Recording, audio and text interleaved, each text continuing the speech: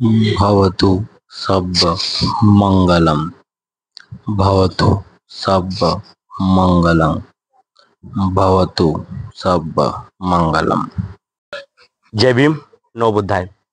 साथियों, आज हम यहाँ पे लुम्बिनी बौद्ध विहार जो हमारा बड़ौदा में स्थित है, यहाँ पे आज एक हमारा आनापान सती का ध्यान साधना का विपश्यना का प्रोग्राम होने जा रहा है। उसके बारे में हम आज जानकारी लेते हैं यहाँ पे जो हमारे साथ में मौजूद अनुयायी है उनके साथ में। जय भीम, नमो बुद्धाय साहब। नमो बुद्धाय साहब। पहले आप अपना परिचय दीजिए। मैं अपना परिचय, मेरा नाम विनीत कुमार है। मैं बड़ौदा में ही रहता हूँ जी। और लुम्बिनी बुद्ध विहार से मैं काफ़ी समय से जुड़ा हुआ हूँ और उसमें जो गतिविधियाँ होती रहती हैं उसमें मैं अपने प्रतिभागिता निभाता रहता हूँ। यही मेरा परिचय है। जी सर, बहुत बढ़िया सर, बहुत सुंदर। सर, आज हमने सुना यहाँ पे विपश्यना का, मेडिटेशन का कुछ प्रोग्राम है, तो आप जरा उसके बारे में डिटेल्स में हमें जानकारी दीजिए ताकि लोगों को उसके बारे में पता चल सके। यस, बहुत बढ़िया क्वेश्चन आपने किया कि आज यहाँ पे जो ध्यान साधना विपश्यना का जो क्लास चालू है, हमारे गुरुजी आ रहे हैं, वो आएंगे और सभी को गाइड करेंगे कैसे हम ध्यान करते हैं, कैसे हम अपने मन को शांत करेंगे, समाज को, बाहरी वातावरण को देख करके हम अपने जीवन को कैसे अच्छे स्तर पर ले जा सकते हैं, इसके बारे में बताया जाएगा।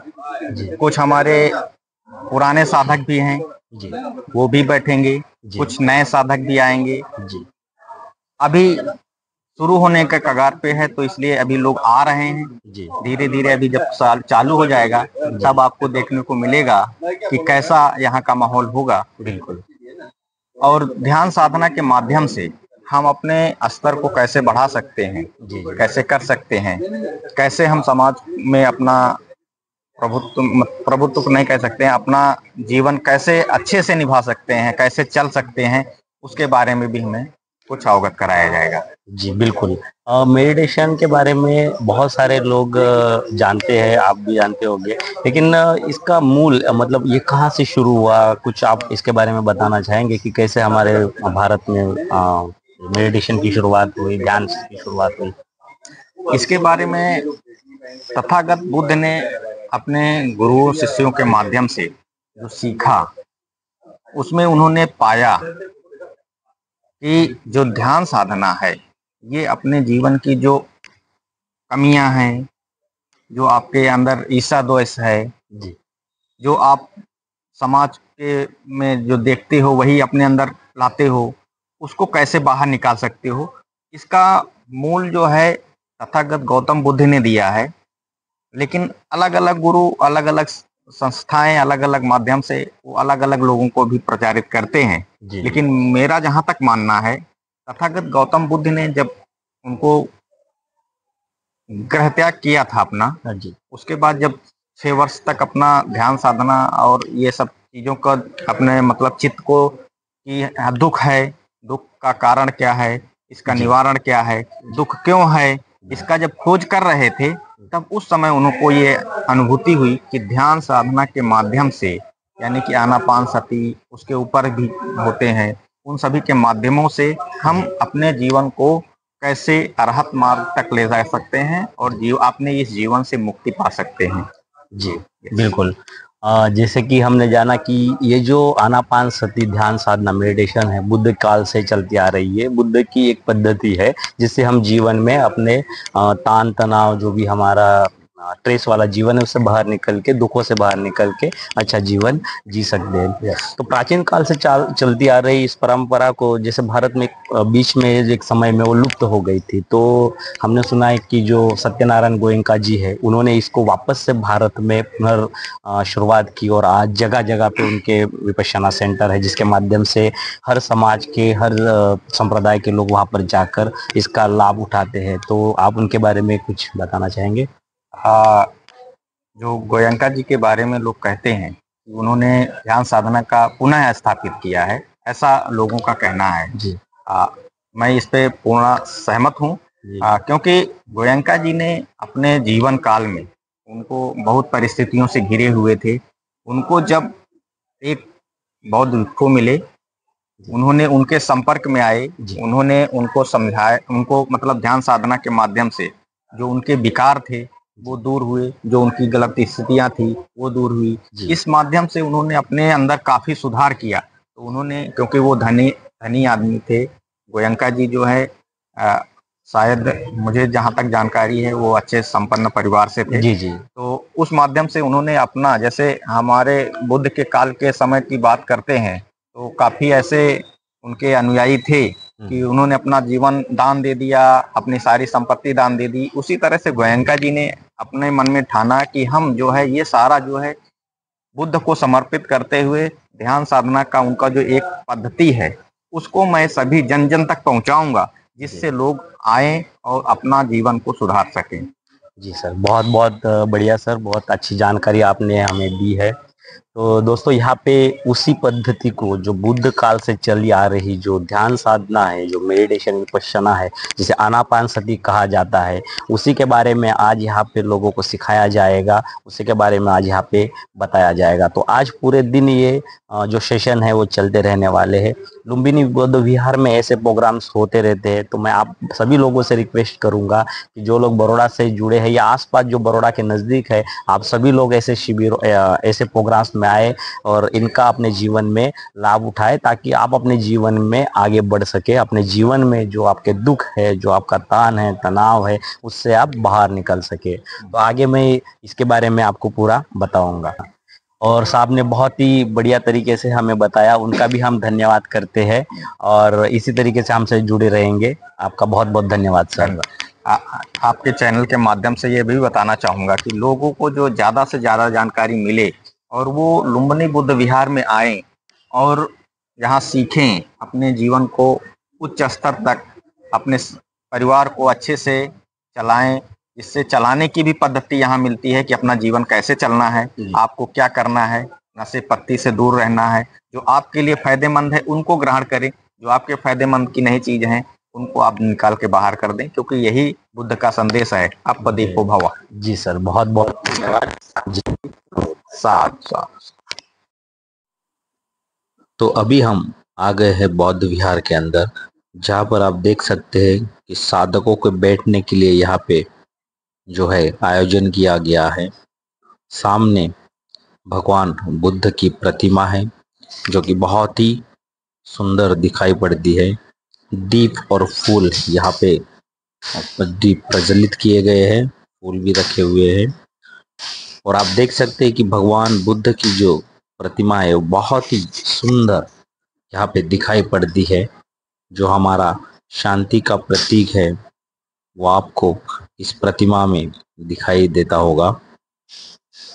तो आज यहाँ पर बौद्ध विहार में ध्यान साधना और आपके जीवन में कैसे आप इसका उपयोग कर सकते हैं उसके बारे में बताया जाएगा। तो ये पूरा यहाँ पे साधकों के लिए बैठने के लिए बहुत ही अच्छे तरीके से व्यवस्था की गई है। अब लोग आने चालू हो गए हैं यहाँ पे, तो कुछ महिलाएं हमारे यहाँ पे आ गए हैं और कुछ लोग आ रहे हैं। ये अंदर का एरिया है जहाँ पे पुराने साधकों के लिए ग्रुप सेटिंग के लिए बनाया गया है। यहाँ पर भी भगवान बुद्ध की बहुत ही अच्छी प्रतिमा है और यहाँ पे ग्रुप सेटिंग होगा। अब लोग हमारे साथ जुड़ रहे हैं, धीरे धीरे करके संख्या बढ़ रही है और जो ये आज का प्रोग्राम है उसको सफल बनाने के लिए सभी लोग अपनी अपनी तरीके से मेहनत कर रहे हैं। यहाँ पे रजिस्ट्रेशन जिन लोगों ने किया है उसकी भी जांच कर रहे हैं और सभी लोग अपना अपना जो है जिसको जो काम दिया हुआ है वो कर रहे हैं। और बहुत ही सुंदर ऐसा वातावरण एक तैयार हो चुका है और सब लोग, अभी बच्चे भी हमारे साथ हैं और महिलाएं और पुरुष सब लोग इस उत्साह के साथ इस प्रोग्राम में यहाँ पे शामिल हुए हैं। तो आज पूरा दिन यहाँ पे सेशन होने वाले हैं और सभी लोग इसके लिए बहुत ही उत्साहित हैं। बच्चे जो हमारे साथ हमारे अनुयायी है, जो महिलाएं हैं, वो सभी, अभी हमारा इंट्रोडक्शन प्रोग्राम स्टार्ट हो चुका है। तो वहाँ पे आज के प्रोग्राम के बारे में जो जानकारी है वो दी जा रही है कि कैसे आज का प्रोग्राम रहेगा, क्या उसकी रूपरेखा रहेगी, उसके बारे में बताया जा रहा है और लोगों को गाइड किया जा रहा है कि आपको किस किस चीज़ का ध्यान रखना है ताकि किसी को डिस्टरबेंस ना आए और पूरी तरीके से प्रोग्राम सफल हो पाए। बड़ोदरा विपश्यना समिति की ओर से हम लोग इसका आयोजन किया हुआ है, जिसमें आनापान क्या है और विपश्यना क्या है, इसके बारे में हम विश्व विपश्यनाचार्य श्री सत्यनारायण गोयंका जी की ओर से हम जानने का और सीखने का प्रयत्न करेंगे। आपका स्वागत करते हुए हम विपश्यना का पहले आनापान से प्रारंभ करते हैं। सज्जनों, सन्नारियों, आप सब जानना चाहेंगे कि इस तपोभूमि पर भला क्या सिखाया जाता है। इसी तपोभूमि पर नहीं, भारत में और भारत के बाहर विपश्यना साधना के जितने भी केंद्र हैं, वहां पर धर्म ही सिखाया जाता है। लेकिन धर्म का मतलब ये नहीं कि हिंदू धर्म सिखाया जाता हो या बौद्ध धर्म सिखाया जाता हो या जैन धर्म सिखाया जाता हो या मुस्लिम या ईसाई या पारसी या सिख धर्म सिखाया जाता हो। धर्म सिखाया जाता है जो सबका होता है, जो सार्वजनिक होता है। अच्छा जीवन जीना सिखाया जाता है। तो इस मायने में ये भी कह सकते हैं कि हिंदू धर्म भी सिखाया जाता है, जैन धर्म भी सिखाया जाता है, बौद्ध धर्म भी सिखाया जाता है, ईसाई धर्म भी सिखाया जाता है, पारसी धर्म भी सिखाया जाता है। क्योंकि सभी चाहते हैं कि आदमी अच्छा जीवन जिए, शील सदाचार का जीवन जिए। जो कोई व्यक्ति ऐसी तपोभूमि पर आकर के तपने के लिए काम शुरू करता है, तो उसे शील सदाचार का जीवन जीने का व्रत लेना होता है। हत्या नहीं करेंगे, चोरी नहीं करेंगे, व्यभिचार नहीं करेंगे, झूठ नहीं बोलेंगे, कड़वी बात, निंदा की बात, चुगली की बात, फजूल बात नहीं करेंगे और किसी प्रकार के नशे पते का सेवन नहीं करेंगे। ये तो सबके काम की बात हुई। केवल बौद्धों को ही ऐसे शील सदाचार का जीवन जीना या केवल हिंदुओं को ही ऐसा शील सदाचार का जीवन जीना या केवल जैनियों को ही या केवल मुसलमानों को ही, ईसाइयों को ही जीना, केवल किसी एक संप्रदाय को ऐसा जीवन जीना आवश्यक नहीं है। सबको ऐसा जीवन जीना आवश्यक है। क्योंकि जब व्यक्ति सदाचार का जीवन नहीं जीता है, आनापान की साधना का अभ्यास करें। पालथे मार कर बैठ जाएं, आराम से सुखपूर्वक जिस आसन में आराम से बैठ सकते हैं उसी आसन में बैठे। कमर, पीठ, गर्दन सीधे रखें। आंखें बंद रखें। ध्यान के समय हमेशा आंखें बंद रहनी चाहिए। आंखें खुलेगी तो मन भटक जाएगा, तो आंखें बंद ही रहे। जो लोग ऐनक लगाते हैं वो ऐनक उतार कर ध्यान करेंगे। मुंह भी बंद रखें। सांस मुंह से नहीं लेना है, नासिका से लेना है। तो सारा ध्यान नासिका के द्वारों पर, सारा ध्यान नासिका के द्वारों पर केंद्रित करके जानते रहें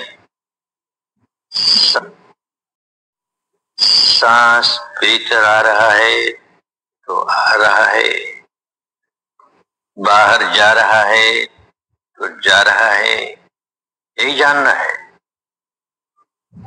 बस इसे जानते रहें, निरंतरता से जानते रहें, बड़े ध्यान से जानते रहें।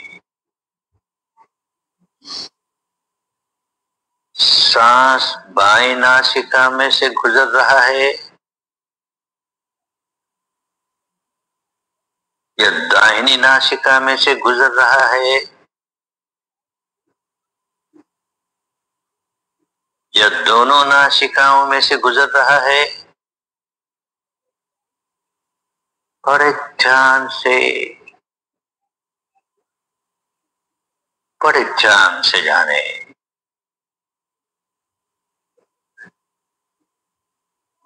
उसे बदलने की कोशिश नहीं करें। बायां है तो बायां है, दाहिना है तो दाहिना है, केवल जाने, केवल जानना ही है।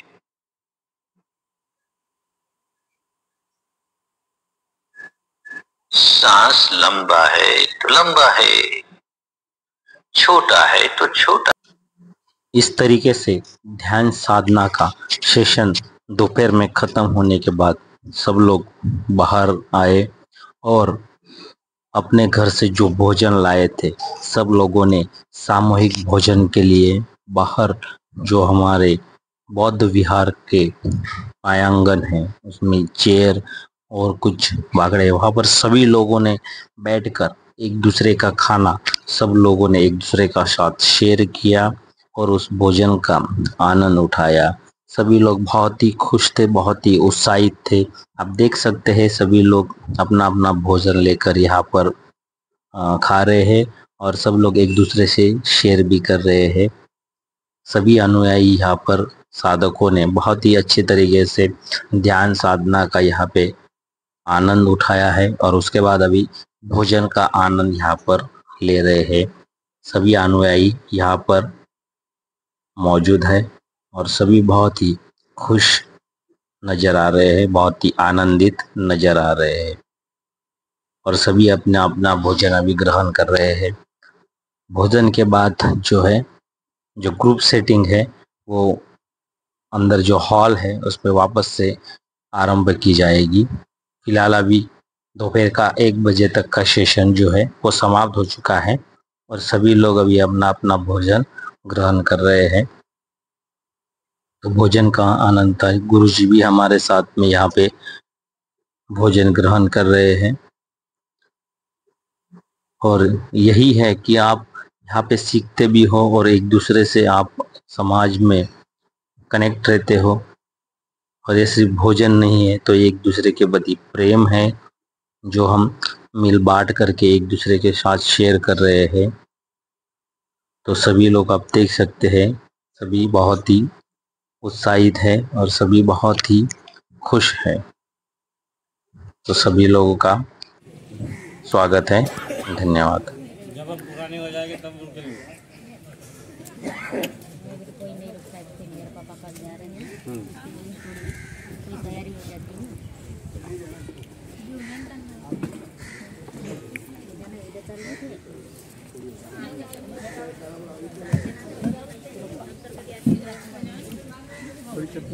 तीखी चटनी बांटते हुए आनंद जी देखो कैसा नजर आ रहे हैं।